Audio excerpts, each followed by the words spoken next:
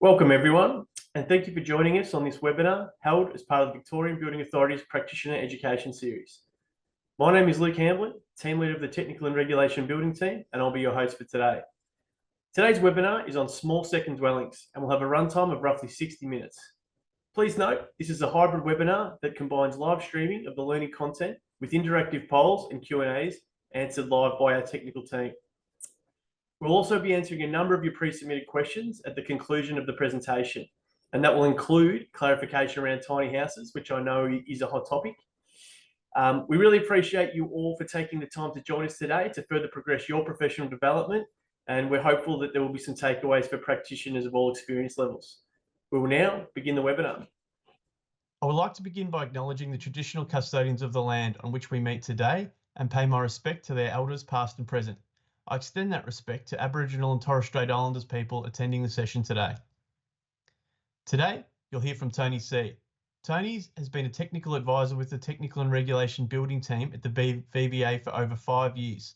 Prior to the VBA, Tony has worked in the private building surveying sector and completed a Bachelor of Building Surveying and a graduate certificate in performance-based building and fire codes. Today's webinar will be on the topic of small second dwellings.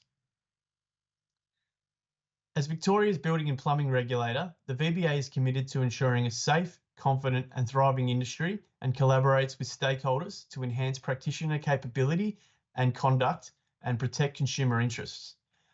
We have a role in ensuring practitioners understand how to do things correctly, maintaining integrity of the building and plumbing industries.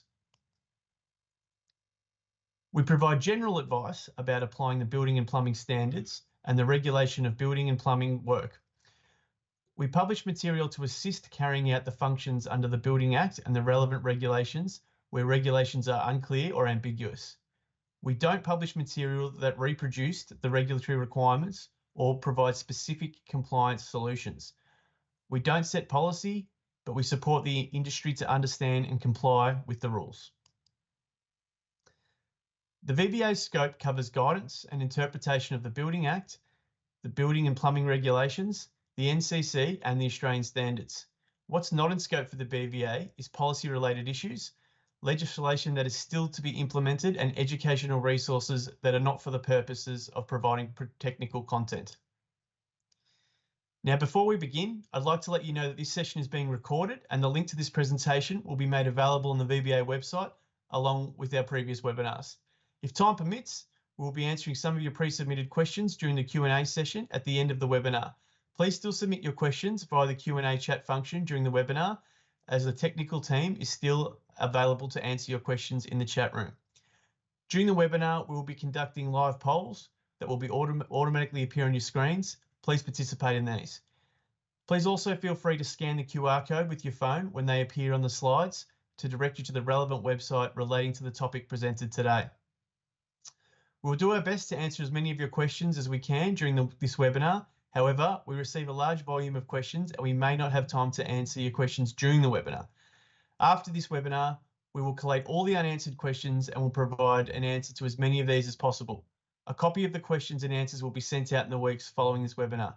Tony, I'll now hand over to you. Thank you, Luke, and hello to everyone here today. If you just joined us, my name is Tony C, and I'm a technical advisor in the Technical and Regulations team here at the VBA. The purpose of today's webinar is to obtain an understanding of what's involved when building a small second dwelling. And so at the end of the webinar, you'll have a greater understanding of the definitions, the planning permit exemptions, the siting regulations, and how the building code applies. Our webinar is broken down into 4 sections. We're going to start at the bottom and work our way up. And so the first section is understanding the definition of a small second dwelling. Now, before we get to the definitions, we need to understand the background and context of how small second dwellings have come about.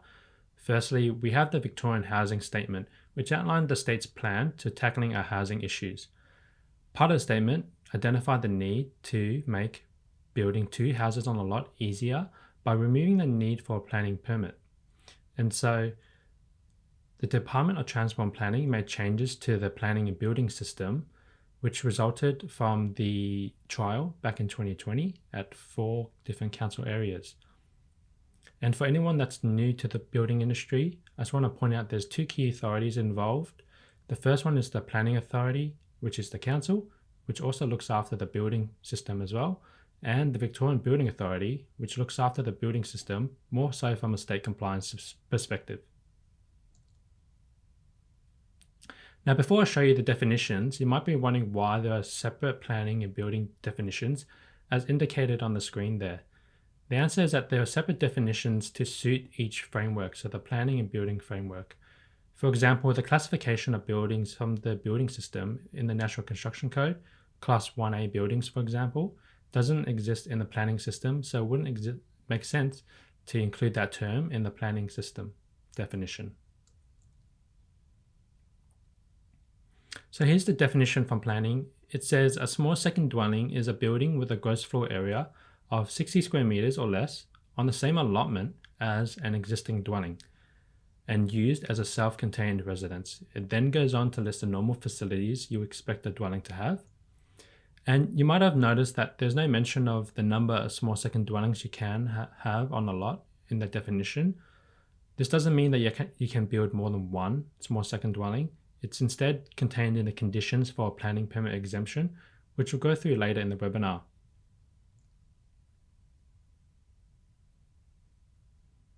And here's the building definition.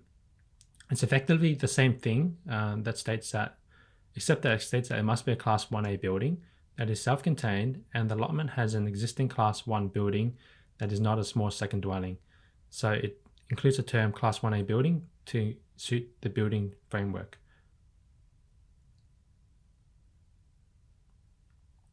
Now I've highlighted the most important part of the definition, which is a maximum gross floor area of 60 square meters.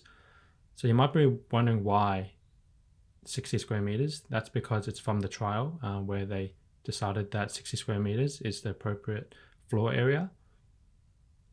And how is it measured? That's a common question asked that we get. So we'll go through that now. So just like the definition for a small second dwelling from the planning and building, there's two separate definitions. From the planning system, you would have from clause 73.01, that's measured from the outside of the external walls or the center of party walls and includes all roofed areas.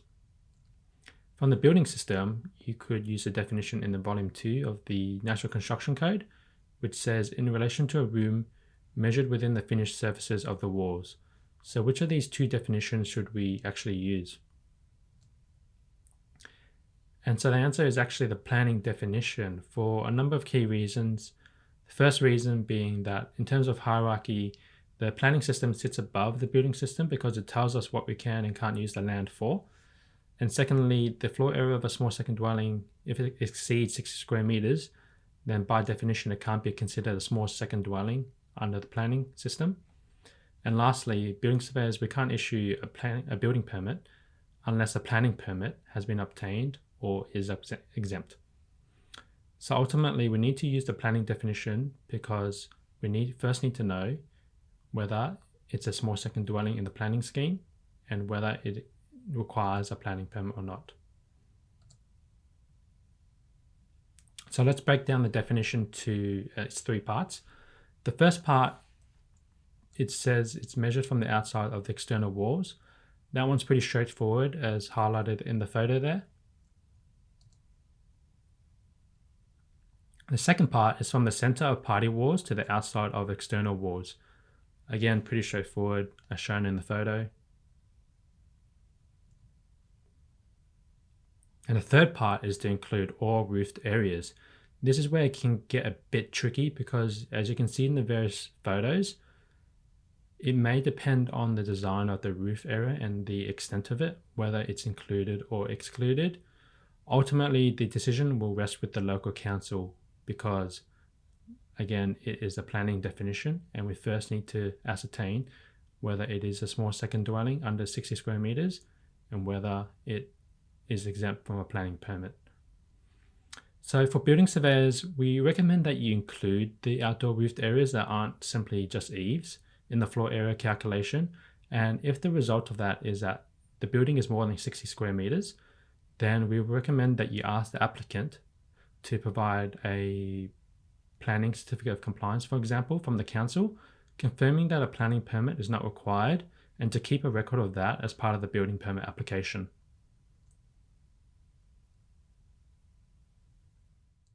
Hello everyone, it's Tony coming to you live. I hope you're finding the webinar insightful so far. To make sure you are listening, we have a quiz at the end of each section. So a poll window should have popped up on your screen by now where you can select an answer to each question. The first question is true or false. A small second dwelling has a maximum gross floor area of 60 square meters. And the second question is true or false. You shall obtain confirmation from council if you are unsure that a building is exempt from a planning permit. So I'll give you a few more seconds to select the answer, true or false.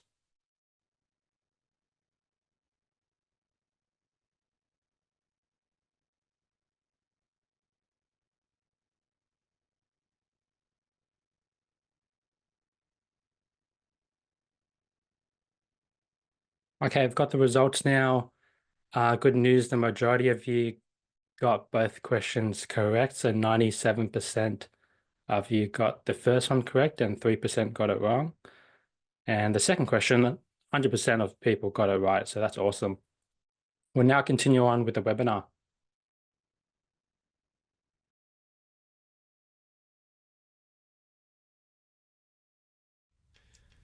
Okay, so we've reached the end of the definition section of this webinar. We'll now move on to the conditions for planning permit exemption section. The conditions for planning permit exemption is going to depend on the particular zone your land falls under. We'll start with the various residential zones. The conditions that need to be met for the planning permit exemptions for these residential zones are that the land has to be at least 300 square meters or more. There has to be only one existing dwelling on the land, so that's going to be the main house, for example. The proposed small second dwelling will be the only one on the land. And lastly, the small second dwelling can't be connected to reticulated gas supply, and this applies even though the main house on the land may be already connected to reticulated gas. So even though that house is connected to reticulated gas, you can't connect the small second dwelling to reticulated gas supply. For township zones and low density zones, it's essentially the same conditions. The land size has to be at least 300 square meters or more for the township zones. There has to be only one existing dwelling on the land. The proposed small second dwelling will be the only one on the land. And the small second dwelling can't be connected to reticulated gas supply. And an extra one for these zones is that there has to be on-site or reticulated wastewater treatment, drinking water supply, and electricity supply.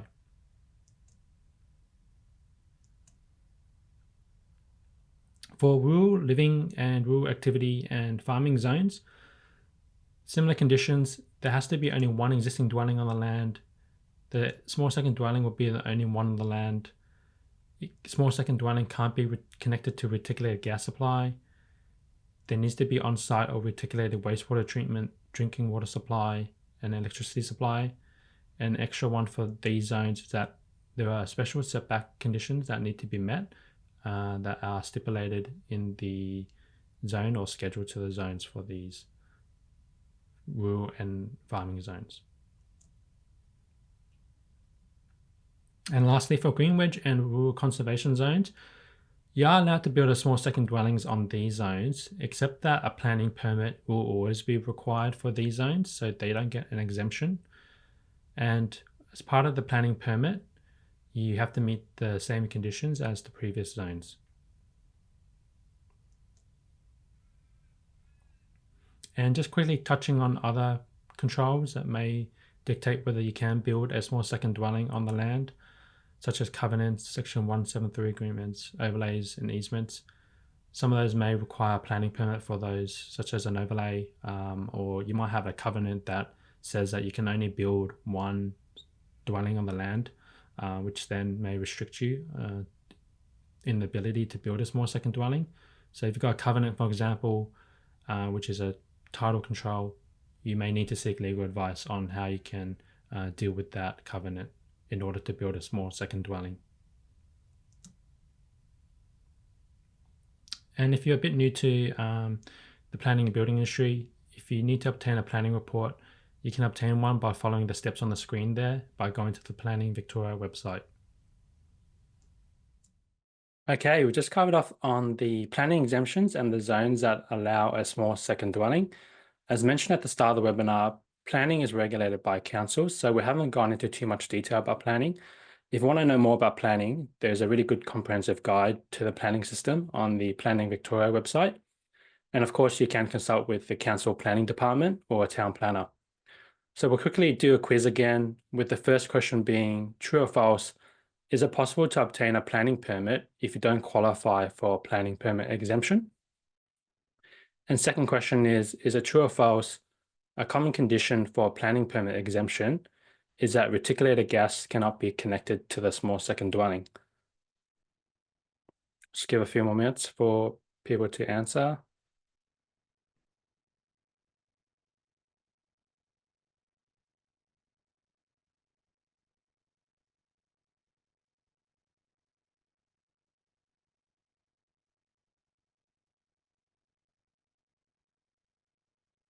Just waiting for the poll results to show up.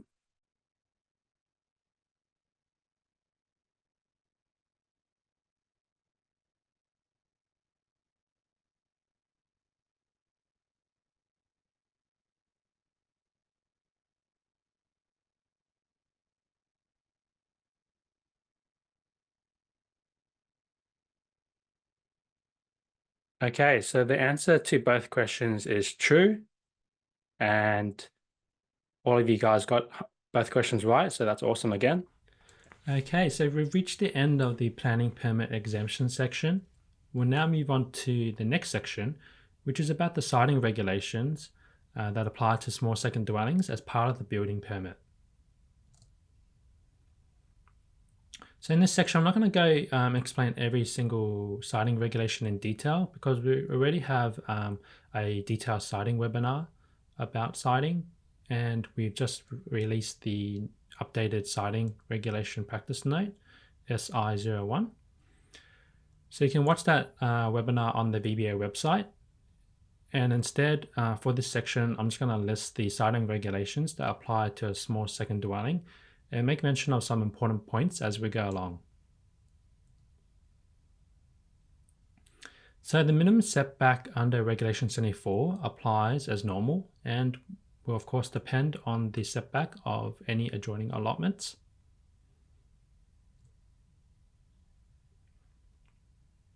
Regulation 74 is a new one specifically for small second dwellings. It essentially requires a small second dwelling to be set back behind the wall of the front wall, of the existing dwelling. And it allows for minor encroachments such as eaves, decks, and porches.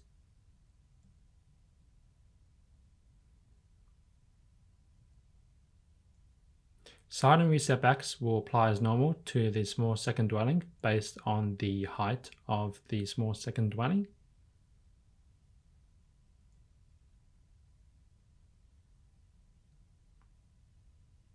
Site coverage also applies as normal with the restriction that buildings can't occupy more than 60% of the allotment. So this might be a limiting regulation depending on the existing site coverage of your land. So it might mean that you have to reduce the floor area of the small second dwelling, so you're not able to build up to that maximum 60 square meters unless you're able to obtain a reported consent. And just to clarify that, for example, if based on the existing site coverage, you could only build a 40 square meter small second dwelling, for example, and you wanted to build 60, then you may need a reporting consent for the site coverage. So just clarifying that you can't actually build a small second dwelling greater than 60 square meters. The next one is minimum garden area and permeability. This one will apply as normal, taking into account the existing buildings and existing hard landscaping. For the minimum garden area, there's still an exemption that can be applied if the allotment had less than the required garden area before the regulation was introduced back in 27th of March 2017.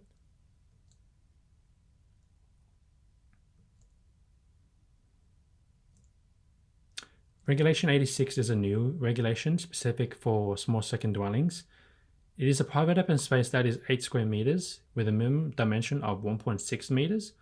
This space must be conveniently accessible from a habitable room that's not a bedroom, for example, a living room. And it's important to note there that this is a separate private open space area from the main dwelling from Regulation 86. So you've got 86, Regulation 86, and 86A, the A being the one applicable to a small second dwelling. And you can't use the same area of land to comply with both regulations.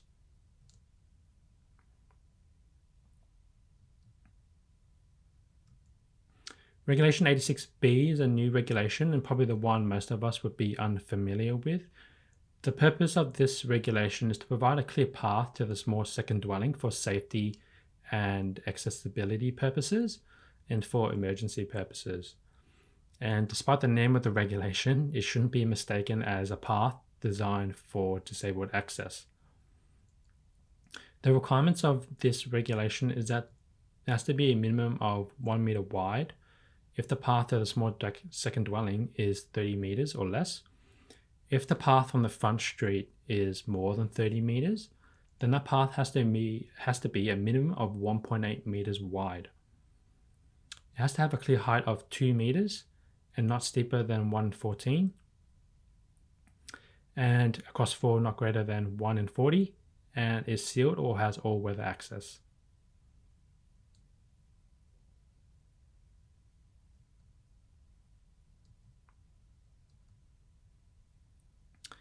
Now moving on to other regulations that apply. The maximum building height regulation 75 applies as normal. And a common question we get is whether a small second dwelling can be multiple stories. And yes, it can, but obviously, of course, each story will count in the floor area limitation. And also the maximum building height regulation 75 still needs to be complied with.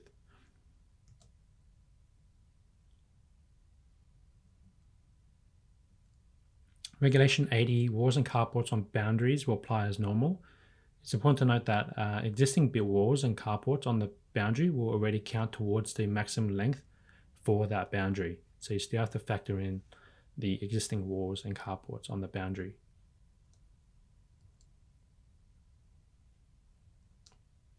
The protection of daylight to habitable room windows on the adjoining allotment under Regulation 81 will apply as normal, as well as Regulation 85 to provide daylight to habitable room windows of the small second dwelling.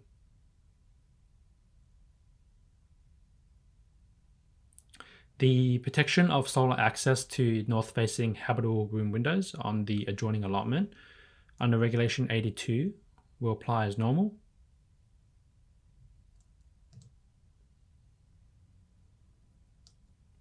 Regulation 84 overlooking will apply as normal as well to prevent overlooking into the adjoining allotment's habitable room windows or secluded private open space. Note that doesn't apply to the existing dwelling on the same allotment, so like the main house. And so the small second dwelling can overlook into the main house because it's on the same allotment or secluded private open space, since obviously the owners of both dwellings on the land is the same.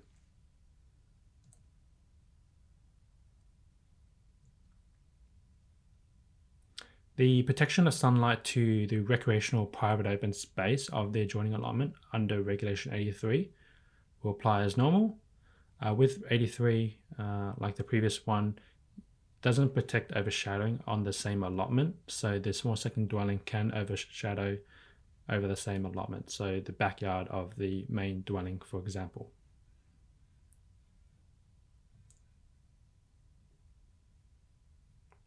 So those are all the siding regulations that are applicable. We'll now go over the siding regulations that only apply to the main dwelling, so they don't apply to the small second dwelling. The first is the maximum street setback under Regulation 83 only applies to the main dwelling. This is to allow the small second dwelling to be placed in the backyard, for example. Car parking also applies to the main dwelling only and not required for the small second dwelling. So the small second dwelling just needs to have that new accessible path from the front street to the small second dwelling and doesn't technically need car parking.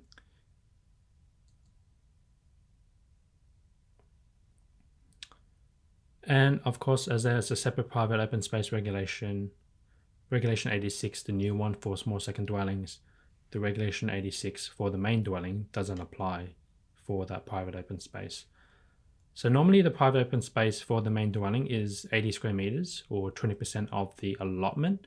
However, to account for the small second dwelling taking up space on the land, the private open space for the main dwelling can be reduced to 25 square meters with a minimum dimension of 3 meters.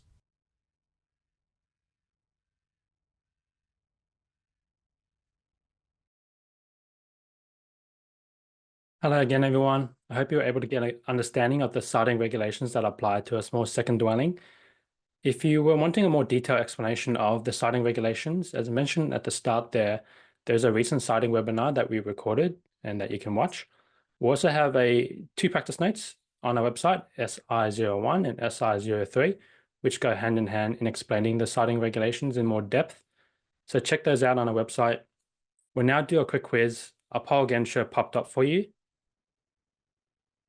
And the first question is true or false. The existing main dwelling and small second dwelling require their own private open space area. And the second question is true or false. A small second dwelling is required to have a car parking space. We'll just wait for everyone to answer.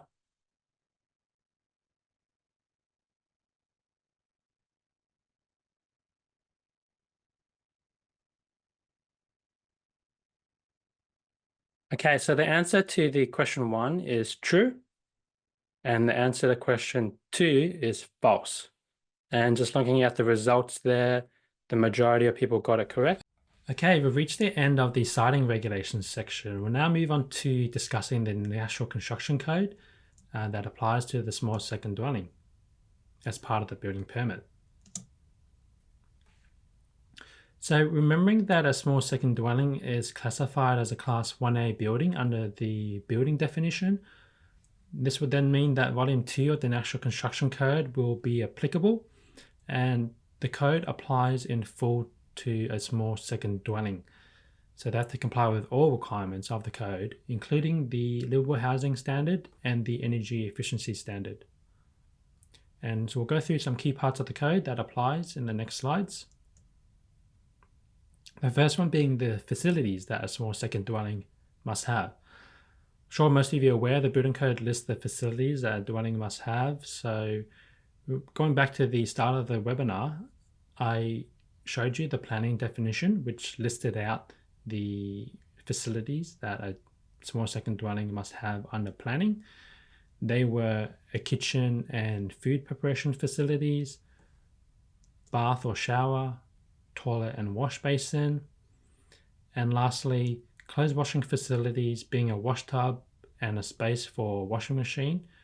This one is only included in the code under building. It's not actually included under the planning definition. So for clothes washing facilities, it is possible to still be exempt from a planning permit, for example, if you didn't have clothes washing facilities. But as it's required by Volume 2 of the code, if you wanted to omit that, you would then need a building modification from the Building Appeals Board, for example, to be exempt from that requirement.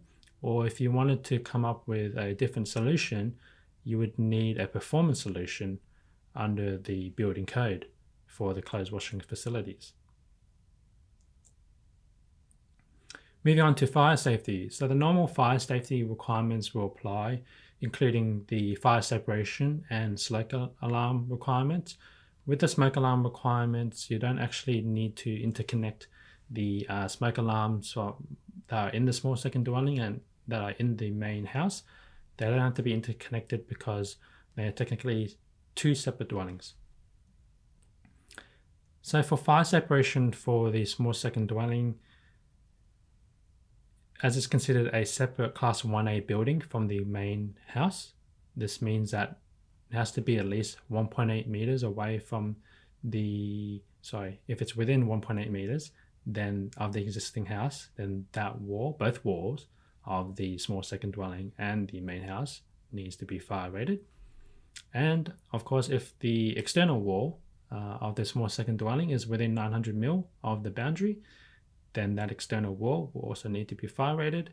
And if you had a party wall, for example, between the small second dwelling and the main house, so shared wall, that shared wall, party wall, would need to be fire rated, so complying with the separation requirements in the code.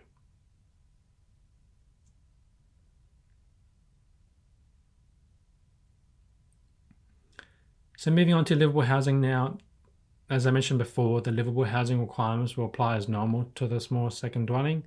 There aren't any special exemptions. So the first one is a step-free access path to the dwelling entrance. A step-free entrance door. There are minimum width requirements for the doors and corridors. You have to have a toilet on the ground floor with reinforcement in the walls in case the owners wanted to put in a grab rail in the future. A step-free shower with extra reinforcement, or a bathtub with reinforcement in the walls, again in case the owners wanted to put in grab rails in the future. So I do just want to make mention of the first requirement, which is the path to the entrance door.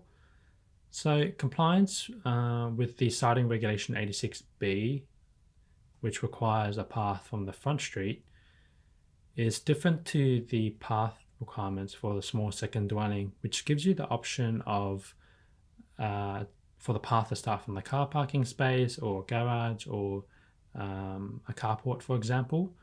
So if you wanted your path to start from those options given to you in the livable housing requirements, you would need a report of consent for Regulation 86B, because 86B requires that the path starts from the front street always. So if you wanted it to start from the options in the livable housing standard, you would then need to apply for a report of consent from the council, give your justifications, and it will ultimately be the council's decision whether they would give you that report of consent.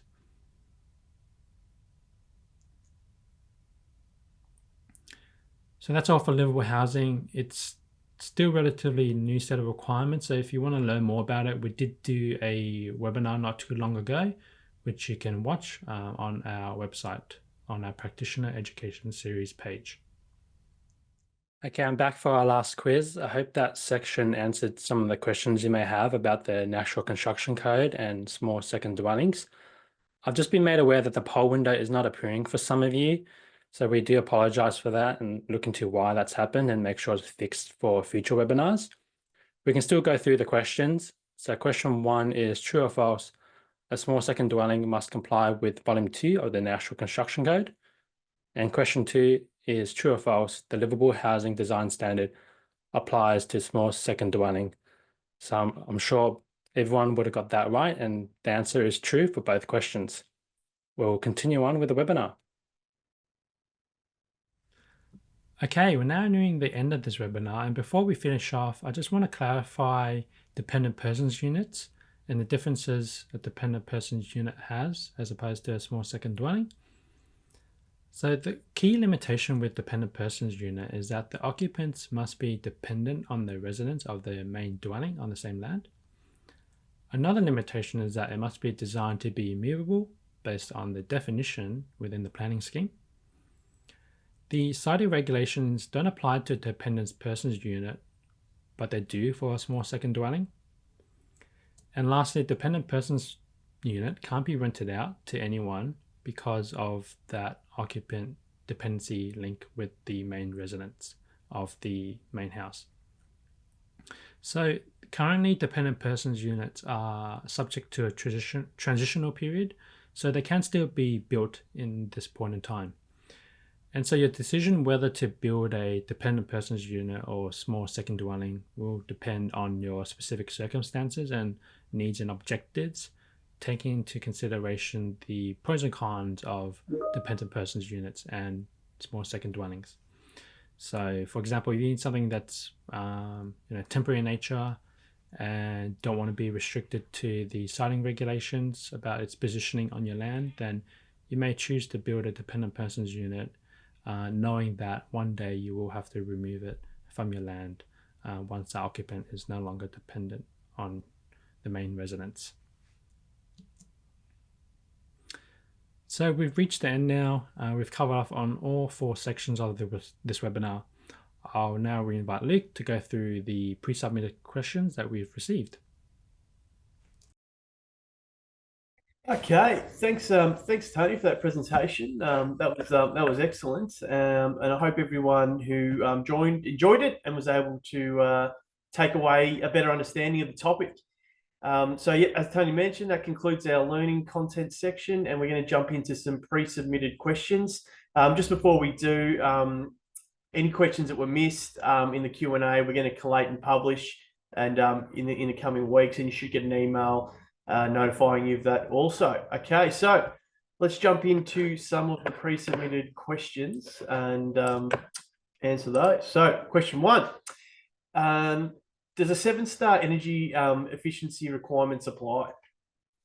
Yeah, it's a common question we get asked, just probably due to some confusion that small second dwellings, for whatever reason, receive some sort of concession from the National Construction Code, and that's not true.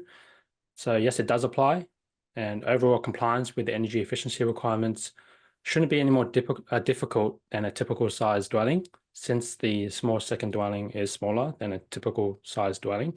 So it should be easier to achieve the 7-star requirements for a SSD. Standard 1A. Yep, fantastic. Question 2, will it be possible to comply with the livable housing requirements being limited to 60 meters square? Yeah, you shouldn't have any particular problems with the livable housing requirements as well. The floor area limitation shouldn't have an impact on the internal requirements of the livable housing standard. It probably just means you need to be a bit smarter with your design, so not have any narrow corridors or doorways. So a more open plan layout will probably be the best use of space. Now, here's one that we get a fair bit. Can a garage be converted to a small second dwelling? Yeah, you can convert a garage to a small second dwelling. So originally, the garage would have been approved as a Class 10A building. So if you want to convert that to a Class 1A building, you would need a building permit and carry out all the necessary works to bring that building to meet the requirements of a Class 1A building.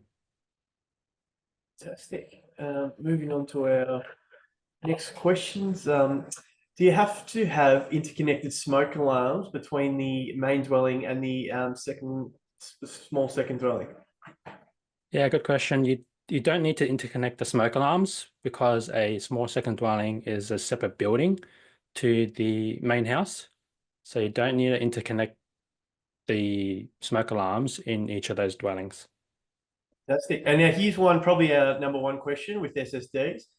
Can the laundry facilities be detached from the SSD in another area? Yeah, it is possible. The NCC allows facilities to be detached. If they are detached, then they have to be for the exclusive use of the occupants of the SSD. So wherever you're proposing it, the RBS would need to approve it and make sure that it complies with the building code requirements. It would be unlikely, I guess, that the principal dwelling's laundry could be utilised by the SSD in that. Yeah, you couldn't do that because then it wouldn't be for the exclusive use of the SSD occupants. Yeah, spot on. Too easy. Okay, now does a separate garage, carport, or shed provide for the SSD count towards the max floor area? Provided for the SSD count towards the max floor area. Yeah, so like a garage, carport, or shed, they're Class 10A buildings, so they're not Class 1A buildings. So it shouldn't count towards the maximum gross floor area where there are clearly separate buildings.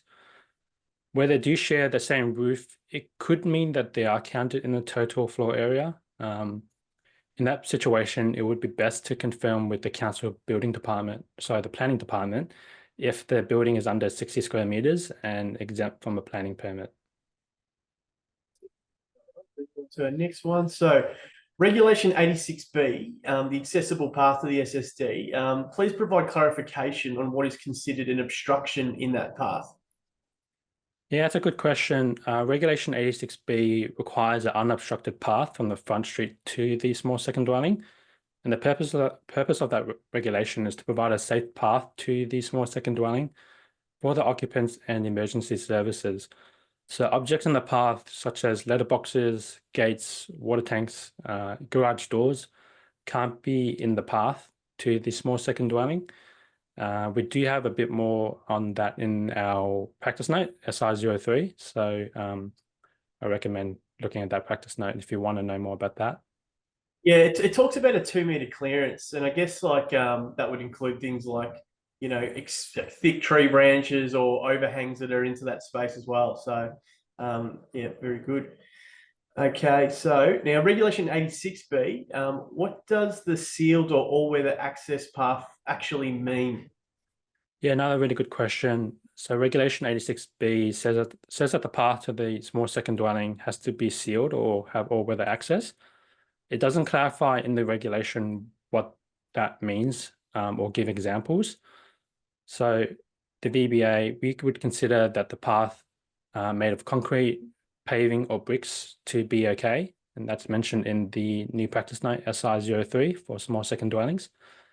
In terms of all-weather access, this could be like a sheltered roof structure, for example, such as a carport. Yep, that's it. Okay, next question. Does the SSD require separate bins and a street number? Yeah, the requirements for separate bins and street numbers is a good question that we get often. The bins and street numbers don't actually fall under the building regulations, so I can't really give an answer to that question. It will depend on the council because it's the council that sets those requirements. So if you are looking to build a small second dwelling, I would recommend that you ask the council what their requirements are about that. How they're going to handle that? It might be individual for each municipality, I guess, depending on Yeah, that's different. right. Yeah, fantastic. All right, the last 3 questions here. So question 10, does an SSD need a separate electricity and water meter? It is possible to use existing electricity and water meters. Again, you would need to contact the utility provider for that one and ask them if they need to be separate or can they be the same for the main house. And I guess like any bills or any disputes on that would be just an internal discussion between the primary principal dwelling and the SSD. Yeah, it would depend, I guess, as well. If you're like renting it out, then you probably would want separate electricity and water meters. But yeah, it's not one that we can really answer because it's the utility provider that would impose those requirements. Absolutely. All right. Now, this is the question that we get very, very often. Probably our number 1 question is, can a tiny house be an SSD? Yeah, good question. A small second dwelling being a maximum of 60 square meters or smaller, by definition could be a tiny house. It could be less than 60 square meters if you wanted it to be. If by tiny house people mean like a house that's registered as a caravan or trailer to be driven on roads, then it can't really be considered a small second dwelling because they were probably never built under a building permit. So you would run into the difficulty there of you've got a completed sort of house there that wasn't built on a building permit because originally it was just intended to be used as a caravan and trailer. And then trying to establish that as a building under the building regulations, there is that disconnect there. So generally, it just depends what you mean by tiny house. If you mean like a small house that's permanently on the land, then yes, a small second dwelling could be a tiny house. But if it was originally like a caravan or trailer, then probably no. Fantastic. Thank you for clearing that up. Question 12, can an SSD be prefabricated in a factory and craned into place on site? Yeah, another really good question. So the new regulations for small second dwellings haven't been made with prefabrication in mind. So there aren't any new regulations specifically dealing with prefabrication. It is possible to prefabricate a building or parts of a building off-site. However, all the normal requirements of the legislation would still need to be met, including the mandatory inspection stages as part of the building permit. Right, fantastic. Okay. Well, that's all of our pre-submitted questions that we've prepared responses for. So just a big thank you again, Tony, for the presentation and the responses to those questions. That was really great. And I hope everyone enjoyed it. As Tony's alluded to a couple of times in the presentation, we have a new practice note that's come out. SIO3 is the code that deals with SSDs. That's come out at the same time as SIO1, which relates to siting. And those two practice notes obviously need to be read in conjunction. They refer to each other quite a bit. So that's why we've released them at the same time, so you can reference both of those.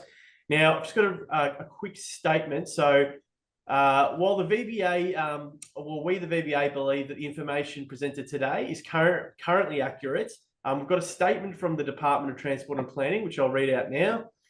The Department of Transport and Planning is monitoring the implementation of small second home reforms to ensure greater housing choice and supply meets the needs of the community.